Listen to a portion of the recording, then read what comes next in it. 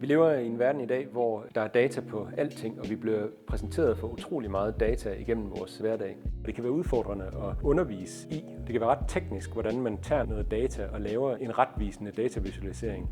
Og det er også ret nemt at komme til at lave noget, der er misvisende eller vildledende.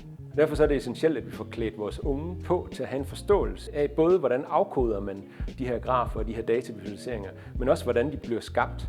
Vores datavisualiseringsforløb kører på vores CodeThinker-platform, og det betyder, at eleverne kan i små grupper sidde og arbejde på den samme opgave. Det er sådan lidt ligesom, når man sidder i et Google Doc, så kan de sidde her og stykke en datavisualisering sammen, og de kan svare på nogle små spørgsmål, som er indlejret i forløbet. Det betyder, at fra lærerens perspektiv, der skal læreren egentlig bare give eleverne en webadresse, og så er de i gang. De skal ikke installere noget software på deres computer, og de skal ikke sørge for at koordinere, om de nu er det samme skridt i opgaven. Det sørger platformen for, at de er. Med selve datavisualiseringsværktøjet har eleverne mulighed for at se noget data, som for dem ligger nært, nemlig noget omkring musik, og se det visualiseret på mange forskellige måder. Det tvinger dem til at reflektere over, hvad er den mest hensigtsmæssige måde at repræsentere det på.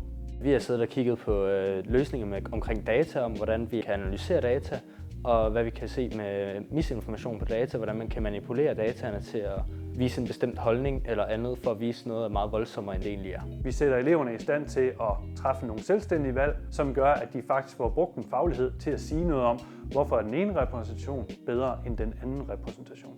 Det er nemt, og det er enkelt, det er motiverende for eleverne, det giver en god elevaktivitet, og det er en meget tilgængelig måde at arbejde med data på.